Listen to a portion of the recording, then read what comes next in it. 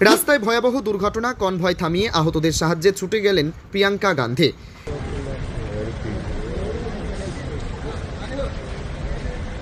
আবারও দয়ালু হৃদয়ের পরিচয় দিলেন প্রিয়াঙ্কা গান্ধী। শনিবার রাতে কেরলের কোঝিকোড জেলার এঙ্গাপ্পুঝায় একটি ভয়াবহ গাড়ি দুর্ঘটনায় আহত হয়েছেন বেশ কয়েকজন।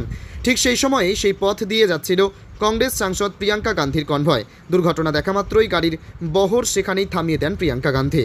অবিলম্বে আহতদের উদ্ধারে সাহায্য করেন তিনি। এরপর তাদের প্রাথমিক চিকিৎসার জন্য তার গাড়ি বহরে থাকা একজন চিকিৎসককে ডেকে পাঠান। একজন সাংসদের এমন অভূতপূর্ব আচরণ দেখে মুগ্ধ হয়ে গিয়েছেন সেখানে উপস্থিত সকলেই। ইতিমধ্যে এই ঘটনার একটি ভিডিও ভাইরাল হয়েছে, যেখানে স্পষ্ট দেখা যাচ্ছে প্রিয়াঙ্কা গান্ধী গাড়ি থেকে নেমে আহতদের সাহায্যে এগিয়ে আসছেন। জানা গিয়েছে শনিবার রাতে কোঝিকোডের এঙ্গাপুঝায় কোইল্যান্ডির এক বাসিন্দা এবং তার পরিবারকে নিয়ে গাড়িতে ভ্রমণ করছিলেন। তখনই তাদের গাড়ির সঙ্গে অন্য একটি গাড়ির সংঘর্ষ হয়। তাদের গাড়ি একেবারে দুমড়ে মুচড়ে যায়। প্রিয়াঙ্কা গান্ধীর উপস্থিতিতে কোনো ক্রমে আহতদের উদ্ধার করা হয়।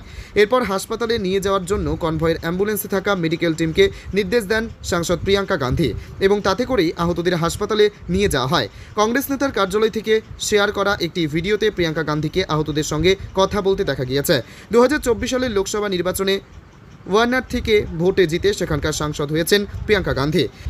এদিন শনিবার প্রিয়াঙ্কা গান্ধী গোয়ার শিরগাঁওতে পদদলিত হওয়ার মর্মান্তিক ঘটনায় শোক প্রকাশ করেছেন, যেখানে 6 জন নিহত হয়েছেন। একটি পোস্টে প্রিয়াঙ্কা গান্ধী লিখেছেন, গোয়ার শিরগাঁওয়ের লেরাই দেবী নদী মন্দিরে বার্ষিক তীর্থযাত্রার সময় পদদলিত হয়ে বেশ কয়েকজন ভক্তের মৃত্যু এবং আরও অনেকের আহত হওয়ার খবর শুনে অত্যন্ত দুঃখিত।